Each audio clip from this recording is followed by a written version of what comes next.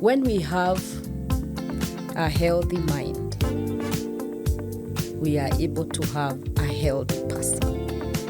And of course, WHO says that there is no well-being, there is no health without mental health.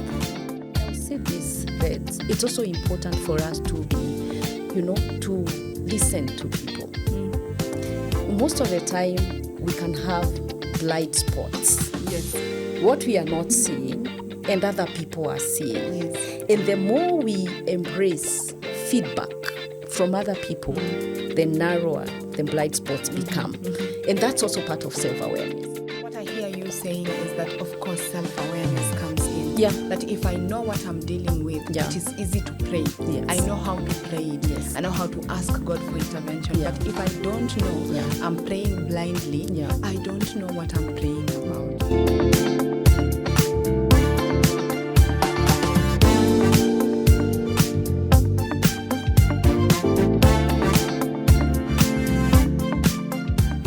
Welcome back to Redemptor Kanza's YouTube channel. My name is Redemptor Kanza, a coach, a trainer, an editor, and I am excited to bring an interesting person, my friend, and she is gonna introduce herself and share with us some of the things and insights she has on mental wellness as far as self-awareness is concerned.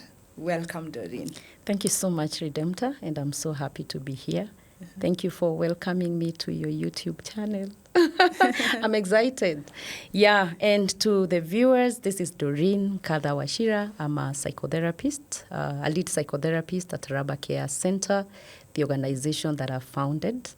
And I'm a GBV champion, a trainer, and an author of this amazing book, Inner Eyes. And I'm glad to be here today to have a conversation with us. Thank you, Redemptor. You're welcome, Doreen. Yeah. Are you always this calm, smiling? Oh, yeah. I am whom I am. What is your secret? Well, what do I say? Just being me.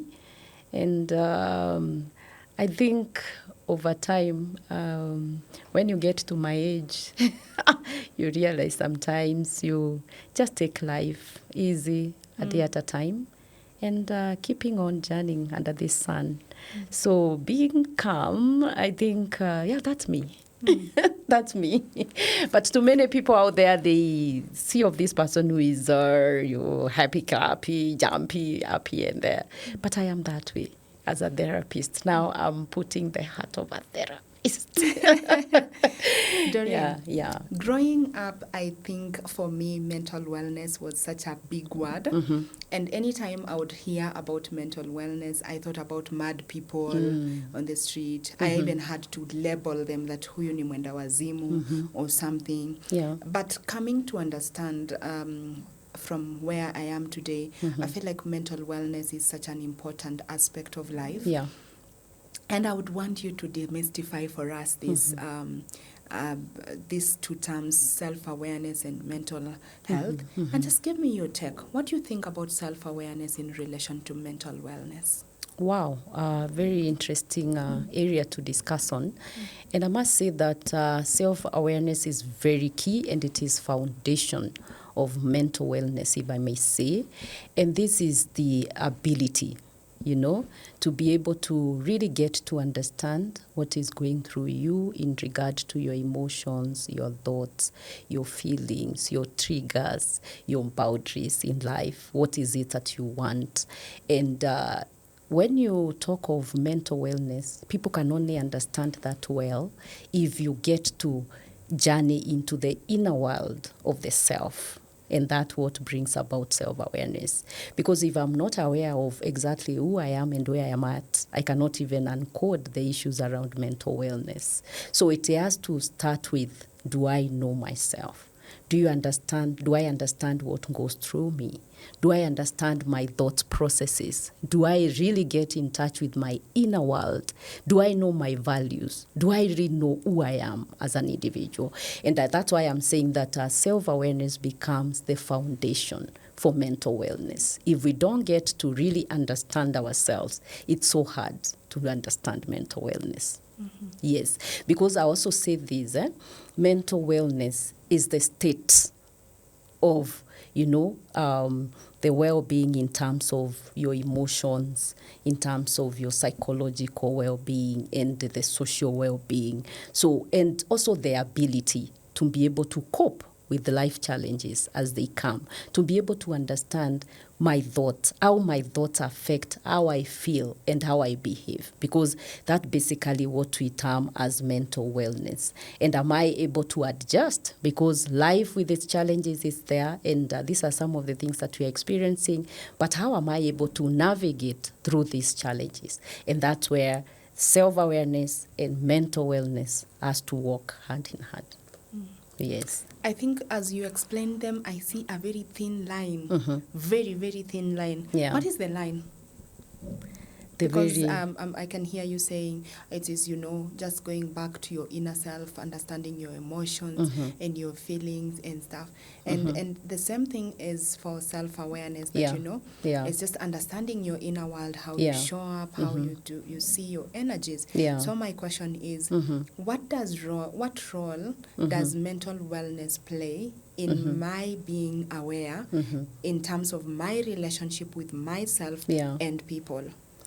Wow. If the mental wellness, because let me maybe try to talk around this, because I hear you talk of when you're growing up, you heard of people, there is usually a confusion between when we talk of mental wellness, it's not the absence of infirmities, if I may say. Yes. We cannot say that because this person doesn't have this issue or doesn't have a mental health condition or a challenge, this person is not enjoying mental wellness. Okay. And most of the time, people confuse that. Yeah, okay. And I'll get to maybe expound more on that. Because when we say that one is enjoying or one is experiencing mental wellness, it means that this person is in a state whereby it's a state of well-being. Okay. In terms of, is it the emotions? Is it the psychological? What is going through them, the thoughts? Is it about how they relate with each other around? Is it about the relationships, how they engage? Is it about how this person is productive even within their communities or the spaces that they are in? Because we find this one cut across in every sector. Talk of, workspaces. Like now we have many issues around, workplace mental health issues and all that. So going back to what I was trying to explain is this. There is mental well-being and there is also mental illnesses. Okay. And most of the time when people hear of the word mental health, and I've asked that question. Illness. Yes, many times I've asked people, what comes into your mind when you hear of mental health? And someone will talk of depression, anxiety, and you're like, when we talk of mental health, we will look into, yes, the mental well-being aspect, and also we will look at the issues around mental illnesses. So when we talk of mental wellness, the word here is wellness. And this wellness can apply even to someone who has mental health condition or mental illness, as long as they are able to take care of what is happening through them by either being on medication or the necessary support that they need. That will make them to become aware of what is going through them. Someone knows, I have this condition, but irrespective of that condition, I can be able to perform and to be productive. Because I'll give you an example with this Redemptor. I worked my last employment, formal employment I was in. I worked, of course, in a mental health space. And I worked with some of my colleagues, doctors' colleagues, who went mental health challenges. And these are the same people who are taking care of patients. So can you say this person is not enjoying mental wellness? They are enjoying because, one, they know this is the situation. I have to do this. In case I find myself in this scenario, this is what I'm supposed to do. So they have self-awareness regarding the condition. So they are enjoying mental wellness. So that's why I said self-awareness becomes foundation for mental wellness. Yes. Yes. It helps you know where you are Yes. and what you can do Yes. to move to the next level. Absolutely. Awesome. Yes. That is amazing. Let me ask you, Doreen. Yeah. Talk to me about that. About now, even in your workspace and also from a lived experience. Yeah. What are some of the common patterns, struggles that you Yeah. have seen people struggle with concerning mental wellness? Okay. Wow. And feel free to combine with mental illness as well, because I think it's a bit inseparable. Yeah. All right. Sure. And I'll start by saying this. When we have a healthy mind, we are able to have a healthy person. And of course, WHO says that there is no well-being, there is no health without mental health. Mm-hmm. And I'll say this, for the last 18 years that I've worked in the mental health space, I must say that I've seen people, one of the limiting factor to people coming out and having the uptake of these services, of mental health services, is the issues around stigma, yes, discrimination, yes, and trying to put up, a face out there. Of course, what will people say if I'm coming out to people talk of yes, I'm having a challenge here and there. And that's why we're still pulling the self-awareness thing, because I think what self-awareness does, it helps someone to be confident in their own space and allow that person to be themselves and explore what is within them. Absolutely. Without feeling that they are being limited by other external factors. That the introspective journey becomes so strong that it affects even the interpersonal relationships with other people. They are able to stand. There is such a stability. So you find someone don't want to come out. And most of the people have found this excuse. I don't have time. And let me tell you this, Red, we all have time. 24 hours. I don't think there is anyone who has extra. No, or maybe you have, no. You do. In fact, I feel like there are 22 for me. 22. Me, I feel 20.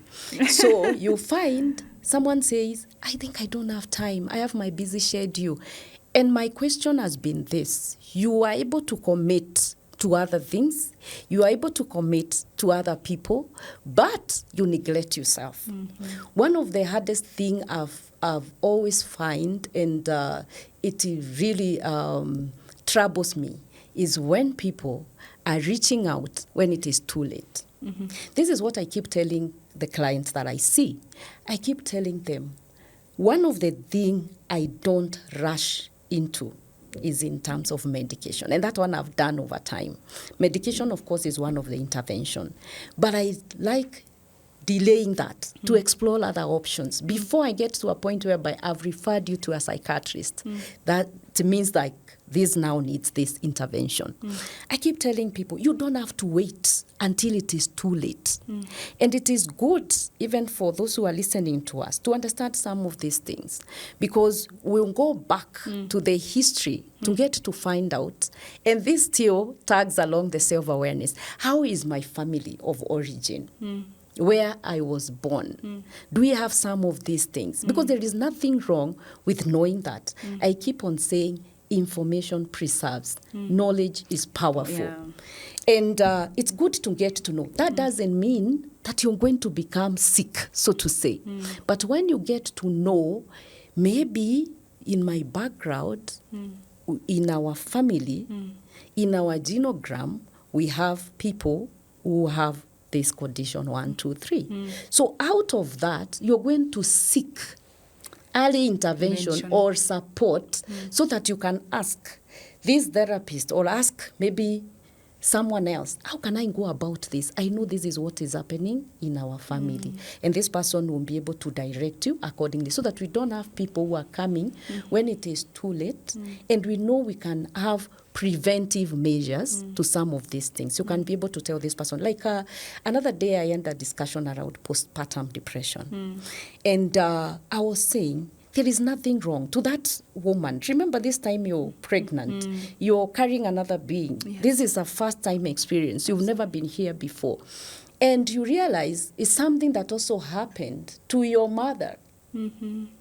So what are you going to do? You're going to seek early intervention, early support, so that you work with this caregiver is that in that health, care clinic, and you can keep on journeying. Because remember, this time, hormones are everywhere. You are not at your best. So you need someone who can work with you, so that even to the point whereby, because they talk of depression can show up either before or during, and then after what we call postpartum.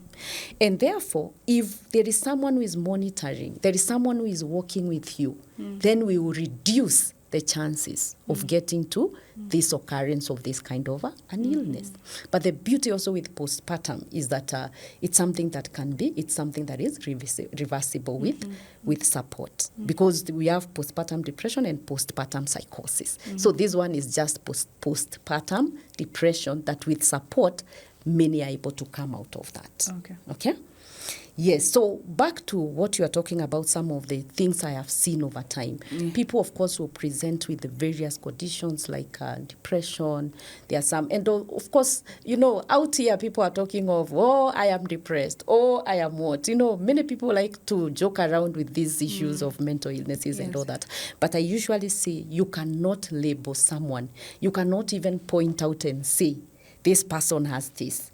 With my training, I can tell these signs and all that is showing this is the direction. But you cannot label that person and conclusively say this person has this until they go through an assessment that is going to give the diagnosis to say this person has this kind of a condition. So what I will say, in my practice, I've seen people coming when it is way late. We don't have to wait for that.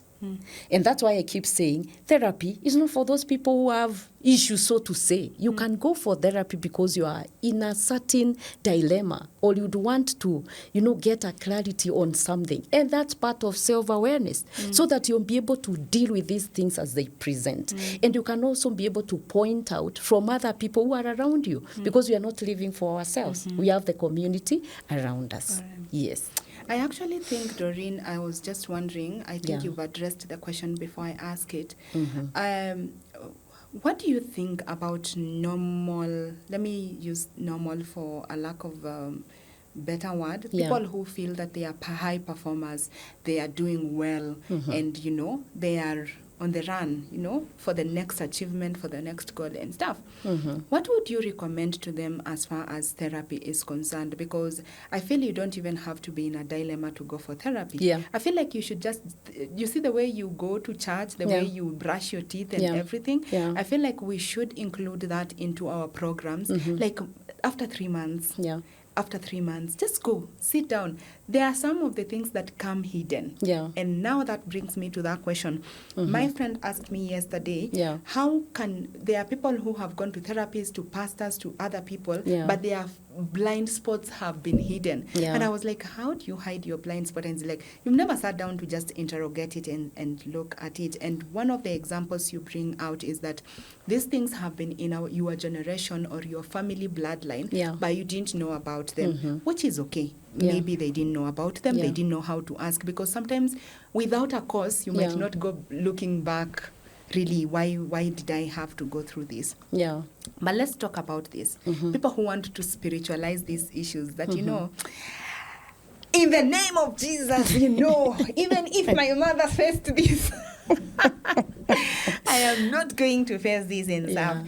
Just want to spiritualize this aspect of issues. And I am not trying to say anything. I just want to understand really, where do we draw the line? Does it mean that you're going to seek for help? Does it mean that you're interrogating back your backgrounds? You don't have faith. What does that mean for you? And how should also our leaders behave to this? Because the truth is that if I show up at your door and you're telling, look at who came for therapy today, people are thinking, maybe the husband is, maybe the child, people, that stigmatization. What should we do about it? So you're going to address the issue of faith. You're going to address the issue of blind spot. Have you seen people who come to you, you know the challenge, you're trying to point out, but they are telling you no. I tell you no. They want to self-diagnose themselves, and then you give for medicine for something you can't really see. And also, how do we, as people who are walking out there. We don't think we have any traumas. Yeah. We don't have, but yet there is something happening. And also maybe to just add on that, people who, you feel a headache, you take Panadol, Yeah. you feel you're tired, you know, you take Piritons. So you keep functioning. People see you, but really you're burning down. So I think you have quite a lot on your plate. Wow. Yes, it's quite a lot. And I'm looking, when you're talking of these people who are doing all, and I'm reminded of high functioning depression, which is out there. But before I get there, let me go back a bit to where you've started, and you've talked about the uptake of these services of mental health. And I'll say this, it is important for us to normalize. I think that is what the word that you're trying to, to make it normal, to normalize mental health services. Yeah. Like, for example, Redemptor, if you feel unwell in your body, what do? I take medicine. Why? Just because I think it's just a little headache. Just take medicine. So you take care. That is your physical well-being. You take care of that, okay? If we hear of someone who has maybe lost someone, what do? We are there to support, to be with them. Yeah. That is in terms of social, capital and well-being. And if we get to hear of, we are not okay in our body, we take that seriously. And I'll say this, mental wellness is not an exception. We can't say we'll take care of other conditions and forget about what is going through us. Because I'll say that when we talk of mental wellness, remember we have issues around, brain is the central command of everything, of what happens. And so we need to really take care of our psychological well-being, because everything emanates from that point. And I'll say this, I've heard you mention of these people who are doing so well out there, and they are performing, they are doing everything. And let me tell you, sometimes we do these things because we are trying to mask some of the things that are happening within us. Sometimes we try to silence what is happening deep within us. And I will say this, God, in his own amazing way, has created this body in a way that it can take care of many things. Yes, it can be able to self-heal itself, and also it can be able to take up so much. And they're the things that we call defense mechanisms. And these defense mechanisms in the body, sometimes you are in denial, sometimes you are projecting what is happening, sometimes, you're having lots of anger, many things that are happening for the body to take care of itself. But the body gets to a point whereby it cannot take up anymore. So what happens? There is a meltdown, there is a breakdown, there is a shutdown. And what happens? The same body that we take care of without reservation is the one that gets attacked. What happens is this. Someone will say, I have a terrible headache that is not going for days. I have a backache. I have this kind of pain I can't explain. Restlessness, sleeplessness, because the body has been overwhelmed. I'll give you a case scenario that found me when I was in one of the national and referral hospitals, the last place I left. And this person came in with a wheelchair. And this is a person who was coming for a follow-up. And they had done all manner of investigations.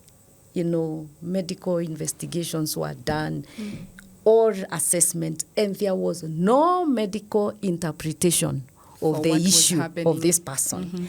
But this young girl, 15 years, was not able to walk and was on a wheelchair. So what do they do after that? The good thing is, of course, in the hospitals, in the health clinics and all that, there is an integration of people getting to know more about mental wellness. Because remember what the reports that we have: 1 in 4 people who are seeking intervention in a health facility, one has a mental health condition. So there is usually lots of sensitizations, lots of health talks. And so this doc remembers people who are called psychologists. And I get a call And this was from the plaza. And this person says, I want to send this client to you because this is the history and all that. And we talked and the referral was done. And this person comes to my room. And when they came, I told the people and brought this particular client, just allow us some space to get to know what was the issue of this.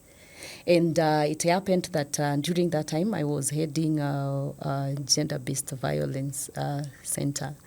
I was the program. I was a team lead in that program of dealing with gender-based violence. And so when she came in, and I was able to look, even the way she was wheeled to my room, we started just having a conversation, only to get to know the reason why this person was on a wheelchair is because of sexual abuse. That's trauma that happened when this person, was young. It was repeated again, and this time by a very close person. So what happens? Anytime this person sees this person, anytime they shrink and the trauma the trigger comes back and this person becomes incapacitated. So it is psychological. It is psychological. So that was the issue. But all this time, what are we looking at? Medical interventions. We are thinking is physiological because this person cannot walk and do all that. And to cut the story short, we were able to have a conversation with this young girl, and she was able to stand up. Wow. And walked out of the wheelchair. Wow. And now dealt with the matter and long story. And this is just a story among many others. Another just comes admission. She's blind. I can't see, but she's very okay. I can't see. Some of the things we call like conversion disorder. I can't see. And this person is seeing. But it is the trauma that is making this person not to see. But literally they can things see. that they cannot dare to see as they see. Yes. They have the psychological aspect it's been shut in a way that this person thinks they can't see in the physical. But there is nothing wrong with their sight. So that is to the extent. And we found many people having many things just because of the neglecting the psychological dimension. That is very, very important. Yes. So what happens to me and my faith? And the Good. things there? Yes, that one is a very, very interesting one. And when I mentioned about the genogram, the genealogy, I'm reminded of the book of Matthew, chapter 1. Yes. It talks of, born, We are trying to get the genealogy of Jesus himself. And so you're seeing, generic. Why? And every time the Bible talks of the son of why? Because God is also interested with where we are coming from. Yes. And we cannot ignore that. So for me, I think to those people who want to really spiritualize some of these things, I believe, I'm a believer. As much as I'm a psychotherapist, I am also a believer. And I know there is place for spiritual intervention. And that's why we work hand in hand with spiritual leaders, with pastors, with clergy. There is that place, and I don't dispute that. But I will say there are some things also that need scrutiny in terms of seeing a professional so that they can be able to deal with that. I would rather you have knowledge of this is what is happening, so that as you deal with that in prayer, this is what is happening. Yeah, that is true. And I will remind you, Redemptor, remember, Jesus, of course, came, and there are some that he healed, and there are some that he could say this happened so that, of course, the glory of God can be made manifest and all that. And I will say this, spirituality and mental health is a thin line. And I'll tell you this, I've seen many people being misdiagnosed or missing out on support because someone presented with, they prayed the all night. They cashed are all weak. And because we are thinking this person is spiritual and ignoring there could be an issue that is not working as it should. Sleep is very, very important when it comes to how we assess the state of this person. And of course, the Bible itself says it gives sleep to his beloved. Okay? So sleep becomes very important. Reds, if you don't sleep for 2 days, let me not even just say, for not a week, for 2 days, you won't be functioning as you should. And it is important for us to not, I've found people, missing out on that. Because I am very prayerful, I can pray over and over and over. There is nothing wrong with that. But you only to realize this person is suffering a mental illness. So spirituality and mental health is such a thin line. What I hear you saying is that, of course, self-awareness comes in. Yeah. That if I know what I'm dealing with, it is easy to pray. Yes. I know how to pray it. Yes. I know how to ask God for intervention. Yeah. But if I don't know, I'm praying blindly. Yeah. I don't know what I'm praying about. And also, I think even there is a verse that says that sorry.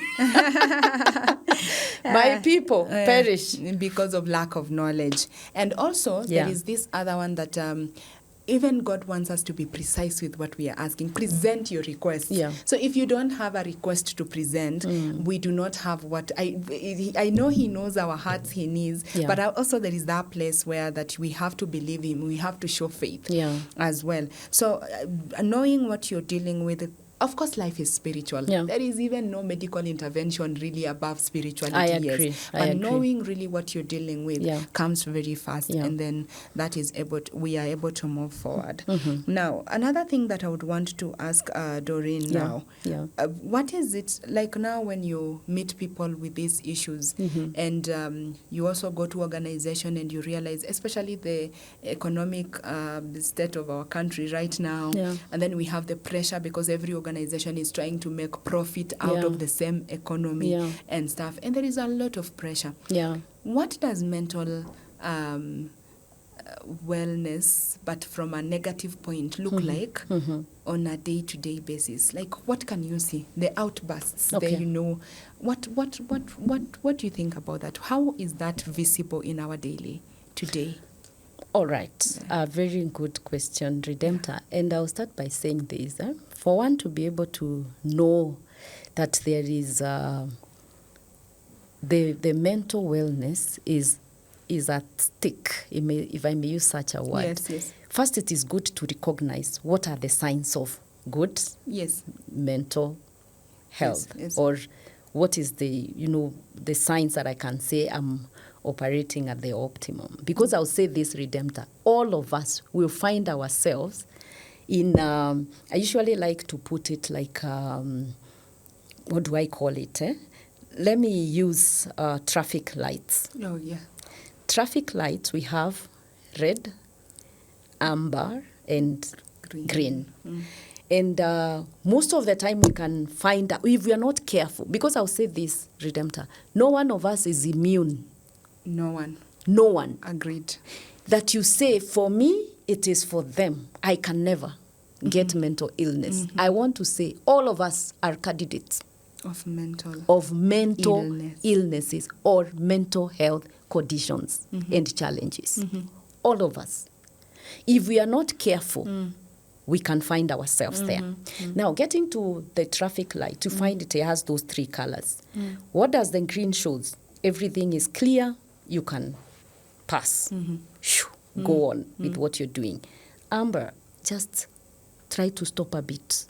Wait. So that you come back to green. Wait, yes, until there are green lights.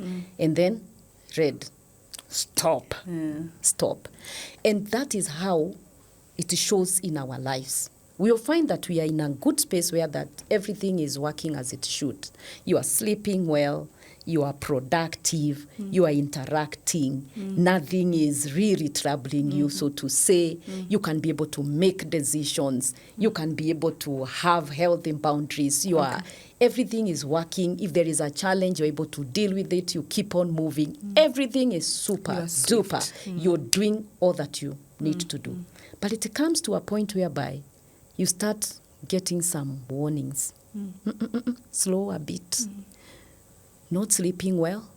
There's some form of restlessness. And your body is like, The way you're relating with people are commenting, hey, Reds, these days, what's up with you?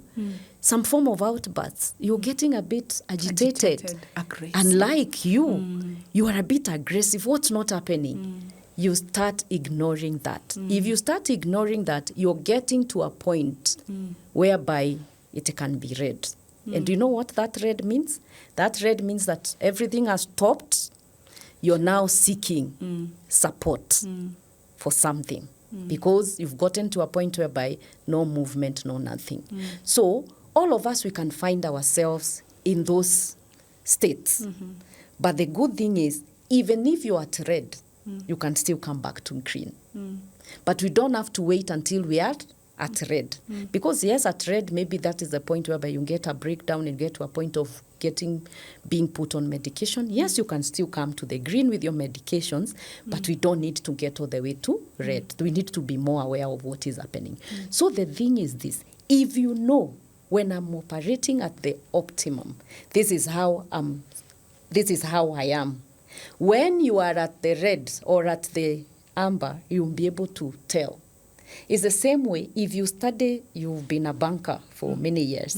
If you study the original notes, when the fake note is presented, you'll be able to tell. I don't even have to touch it. Yes. See it. The same way, when we know when you are enjoying mental well-being, this is how it is. When these other signs start coming up and we ignore them, then you get to that point. So let me ask you, Doreen. Yes.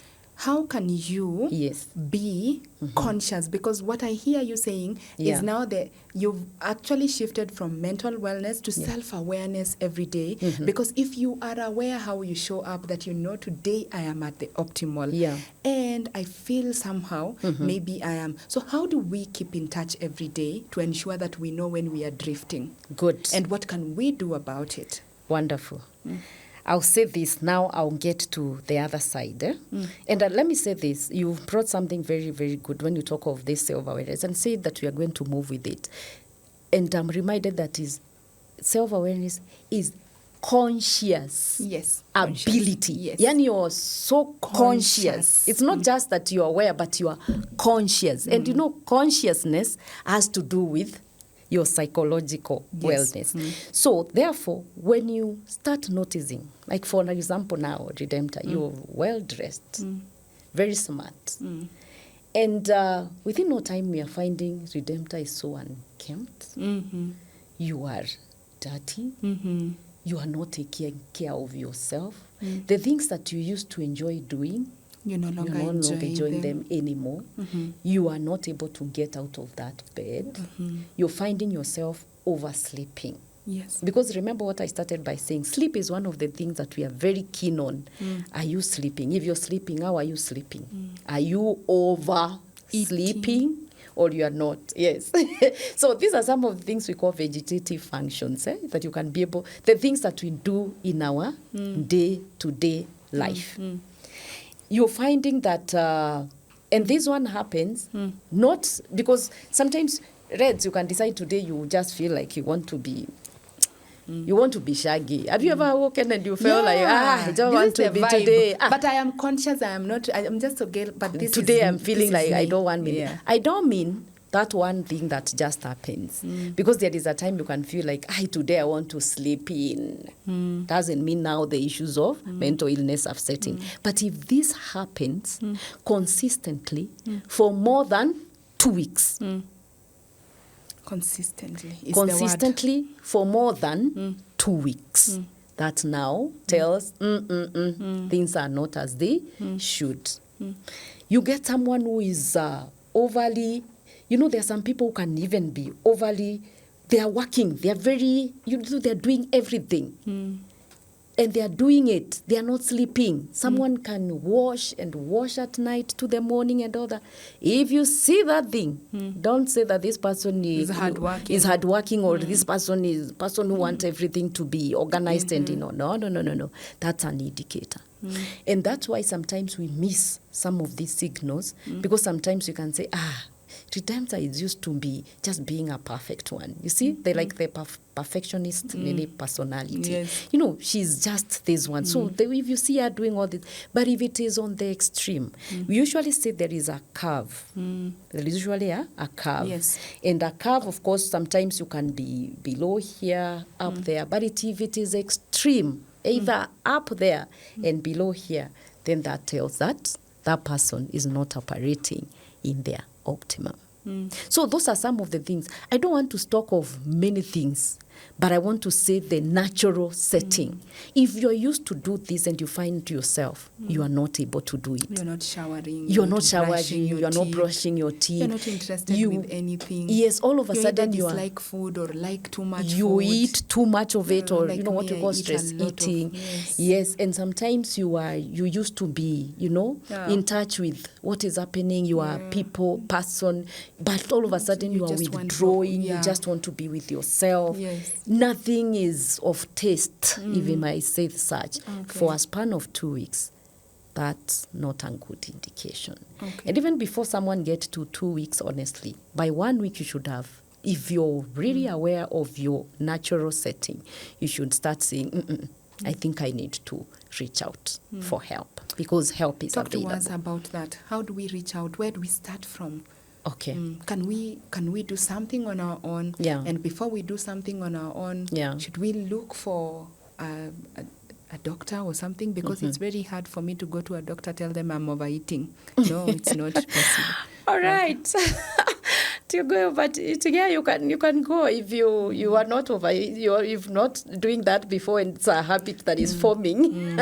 You can reach out. But I'll say this: once you notice that, one, we are not islands. I'll say there are always people around us, and I'll say this, Reds. It's also important for us to be, to listen to people. Most of the time, we can have blind spots. Yes. What we are not seeing and other people are seeing. Yes. And the more we embrace feedback from other people, the narrower the blind spots become. And that's also part of self-awareness. So if Reds, like for today, like now I tell you, hey Reds, I've watched you because we've been relating as friends, and I've realized all of a sudden there is this and this and that. What's happening? Are you okay? Is everything okay with you?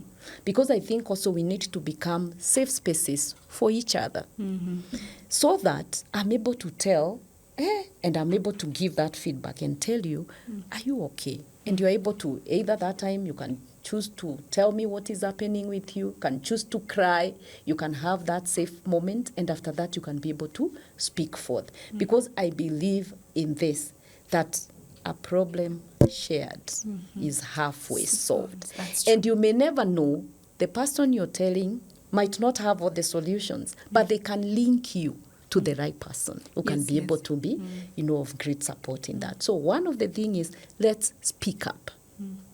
It's okay not to be okay, but do what? Speak up. What if I have always projected this image of, I am fine. My Instagram, my everything is super awesome. So how do I come to tell you I'm okay and I think you're not, I want to maintain a certain standard, especially what people are doing today. Definitely. Nowadays. Yes. I agree. We've found and we've heard of many suicidal cases. Yeah. You heard of someone say, I saw this person posting and they were doing this and it has ended to this point. I'll say, yes, there are some people who are to that extent. And that's why we are bringing this awareness, bringing these conversations so that we can tell people, it's okay, come out. Yeah. You could be having this kind of a challenge. I could be having a different kind of challenge. All of us in one way or the other, we need that support. We are not complete by ourselves. Yes. We need that support. Yeah. And I'll say this, Reds, even with this book, Inner Rise, Journey Beyond Trauma, talks of and taught me that stories that are told, breaks the shame. And the stories that are told either in safe spaces or stories that can be of help to other people are able to break this kind of shame. And that's why we won't stop from talking about this conversation around mental health, that we need to really normalize. That it is true we can be having people who are smiling because they have been conditioned that way, that if you're not smiling, then you are not in your real self. But we forget that this person could be suffering and they want to show us the side that we want to see. But I want to say this, please be you so that you can be able to live and enjoy your life. So I'll say this, Redemptor. One is seek that help. It can be a friend, it can be a trusted person, it can be your spiritual authority, it can be that pastor, it can be even an administrator within your community where you are at. Therapists are there, coaches are there. You can be able to seek this intervention. Yes. And the other thing also, don't forget yourself. There are some things you can be able to do. And some of these things that you are able to do are what I call like emotion regulation. You can be able to regulate your emotions if you're able to know your emotions. And I'll say this, Reds. Emotions are not bad. We can't talk of they are good, they are bad emotions. I usually like to put it this way. Emotions are messages. When you are excited, what do? You are, yeah! So what are you doing? But you are also expressing. when I'm nervous, if you actually find me overjoyed, I might be nervous. You might be nervous as well, okay? And when you are not okay, it is okay to cry. Yeah. In fact, when my clients come to my space, I tell them, please pull down everything else. I want to cry, Doreen. Please go ahead and do that. I'm full of, my serviettes are everywhere.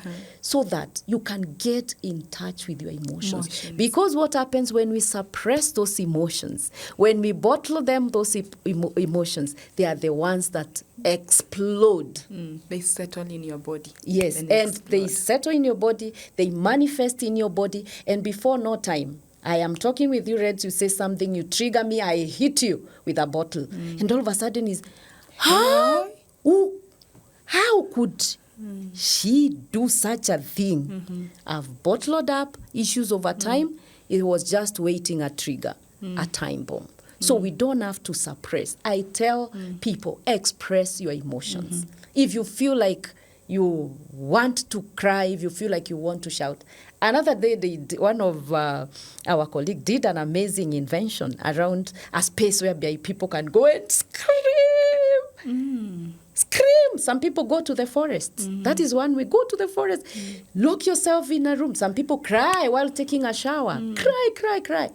Let that. It is usually very relieving. And it's very therapeutic. If you see someone, like I know somebody another day, went to their loved ones and they cried and they came back alive. That is still part of it. So what I say is this. Yes. There are available resources around us, if I may say, that can really help us to take care of this. And the other thing, not to forget, Reds, because we also need to regulate our nervous system. Remember, I said we get commands, we get messages from our brain. It is important for us to know what are some of these things to do. And I want to teach maybe something today. Please do. Because most of the time, and this is a thing that I've done in the workshops and retreats, sometimes we just wait for those people to come and pat our backs and embrace us and hug us.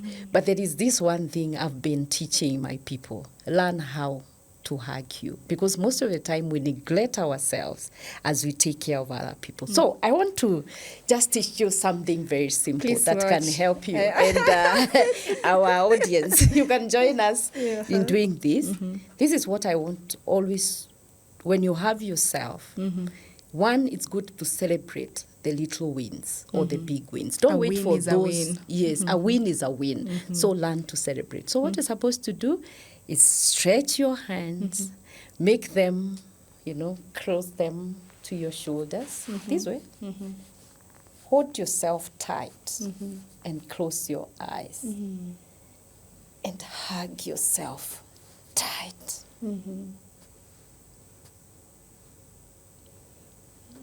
There is some tension in my neck. Telling yourself, we will make it. We will make We will it. go through this. It is not yet over. I am strong than I think.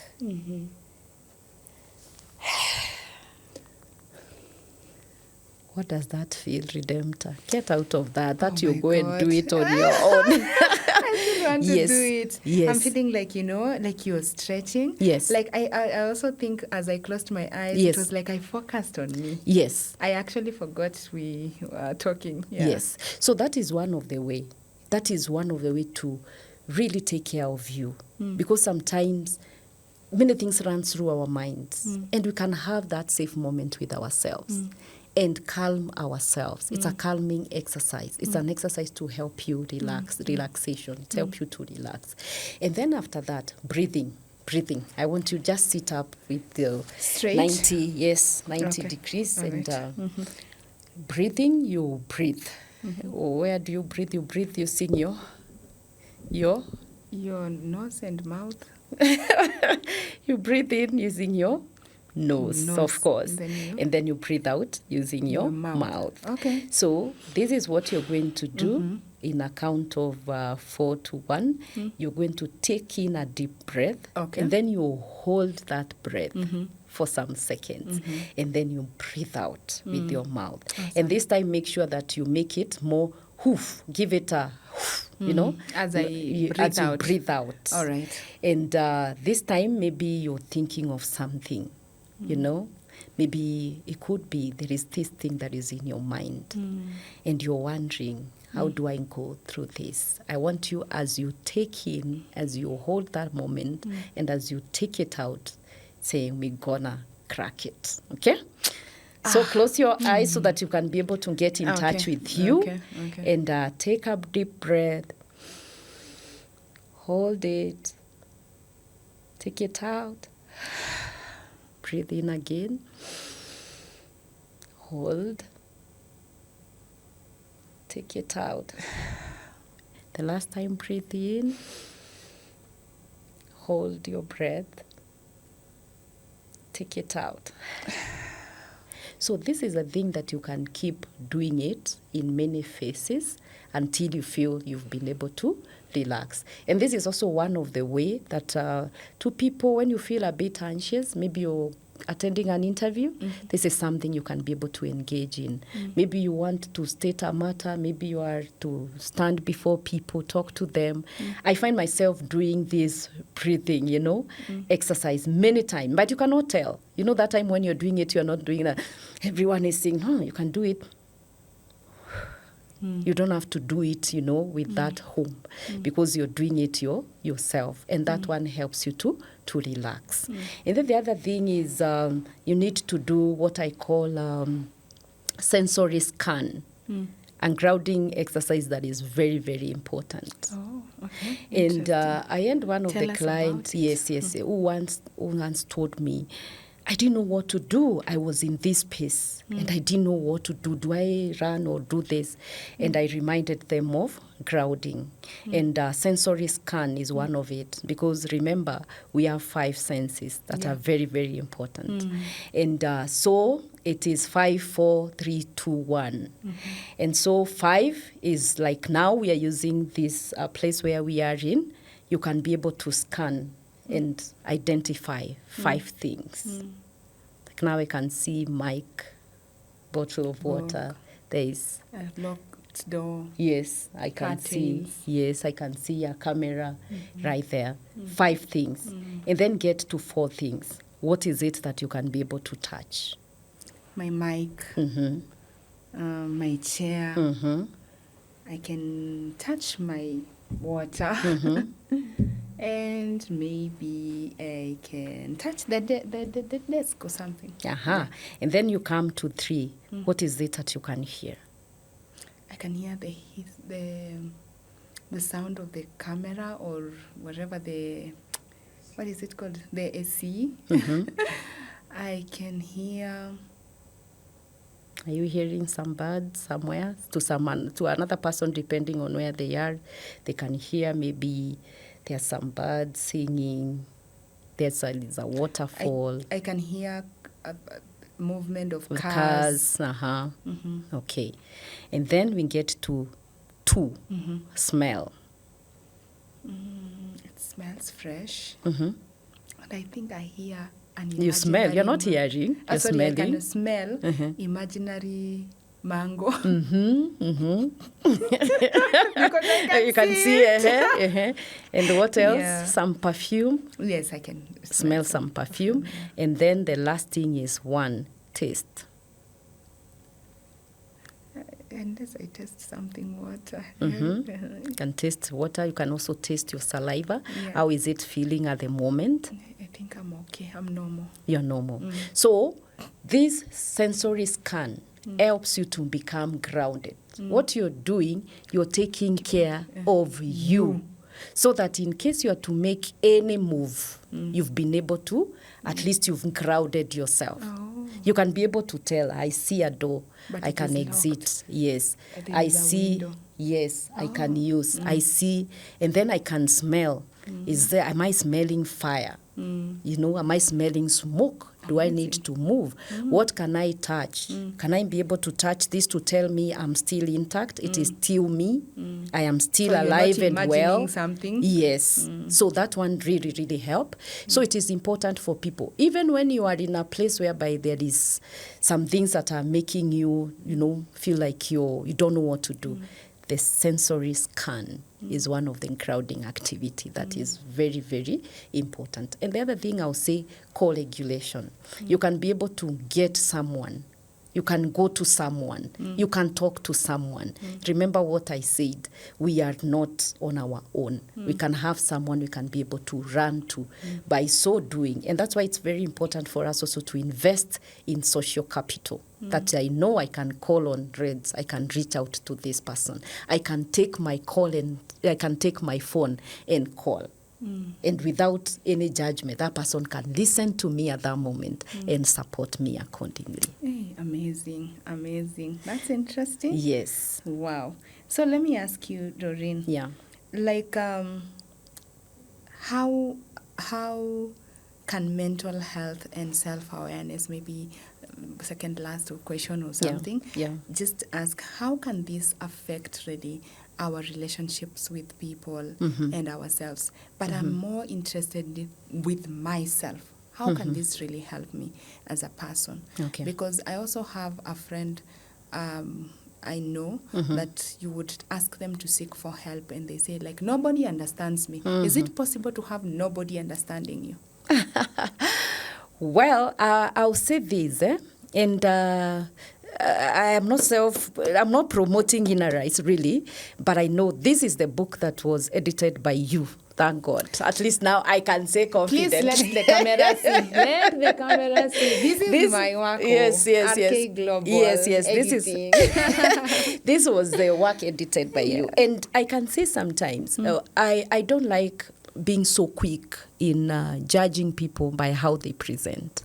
Because most of the time, I'll say this, behavior is informed by something.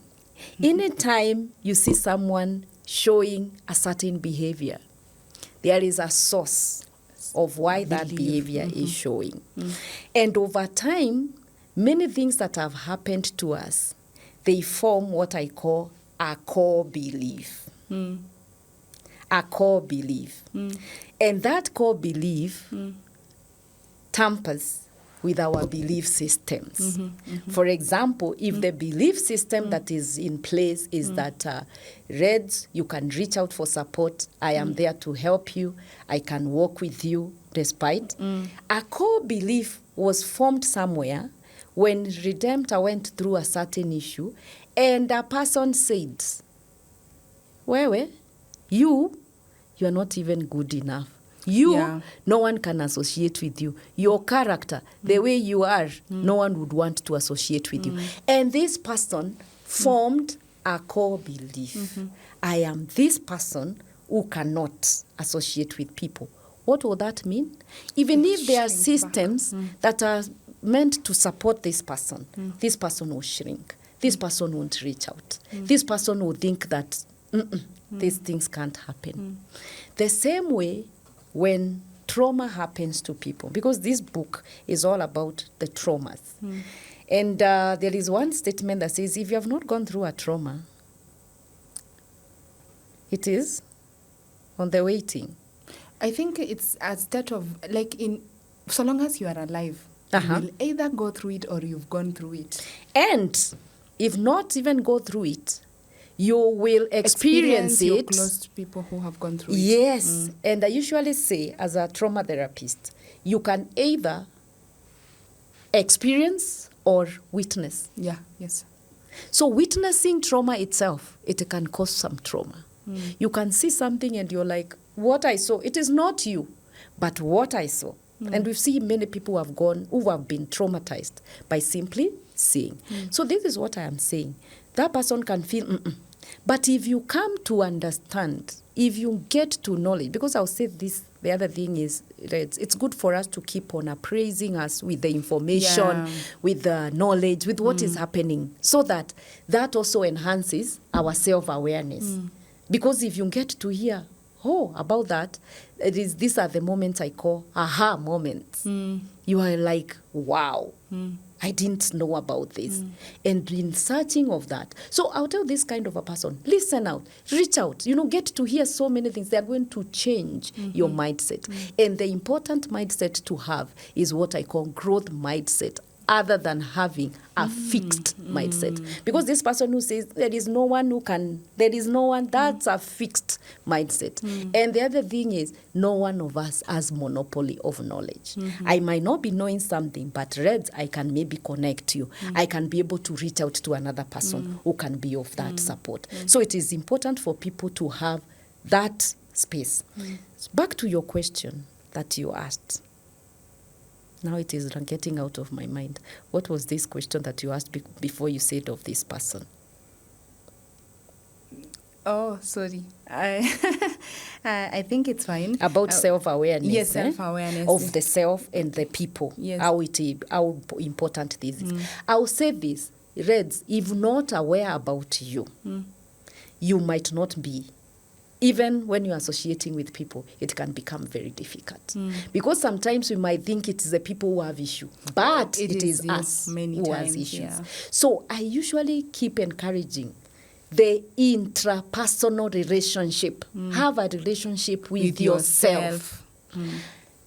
Reds, I know in the organizations that we've worked and the organizations that we have, and thank God there is officers who are around here who know what exactly that means, is you take moments of audits. You audit the books. You audit how the programs are functioning. Is it working? Is it not working? But how often do we take audits of our own lives? How often do we sit with ourselves to take a stock? We are too busy. We are not too busy with many things, working out there, children, structures, other people, but yes, not us. Yeah. So as long as we don't have those moments of self-audit and self-introspection, then we'll keep on thinking it is them, forgetting it could be us. And for me, the greatest thing I'll say is when you journey within, when you get into your inner world, it will change the perspective of how your outer world looks like. Oh, amazing. Thank you so much, Doreen. That was awesome. It looks like a moment, but yeah. And I think we can talk and talk and talk. Yeah. So I think we will bring you. Let's see, our viewers, which questions do you have? What did you get? What did you learn from Doreen? What would you want to ask them? Please share your questions in the comment section, and I'm very sure she's my friend. I'll keep in touch. Tell us whether you want her to come and continue with this part 2 some other time, so that we can get to dive deeper into our mental wellness and mental illness. Any questions you have, she will be able to answer you. And Doreen, what is your parting shot, and how can people reach you? Because I think what you're doing is invaluable. Awesome. Thank you. Thank you for this opportunity. Yes, my parting shot will be this. Taking care of your mental wellness is a personal responsibility. Awesome. No one will do that for you. It can only be you. And so moving forward, let's treasure taking care of our psychological well-being, just the same way we do to our physical well-being. We groom ourselves, we do many other things, we invest, we do marvelous things to other people. Let's not forget ourselves, for we cannot pour from an empty cup.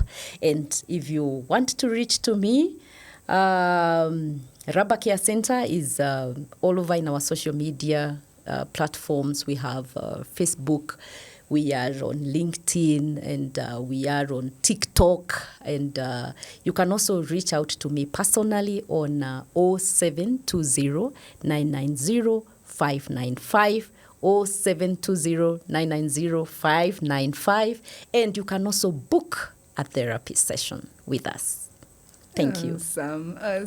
Thank you so much, guys, for watching us. Thank you, Doreen. I would want to continue this conversation outside this room. Thank you so much. And my people, please, to keep these conversations going and to make sure that they reach as many people as it can go, I ask you, kindly subscribe to our channel, share this link with someone who really needs it. You never know who you might be serving as they listen to this information. Otherwise, thank you. See you in our next episode.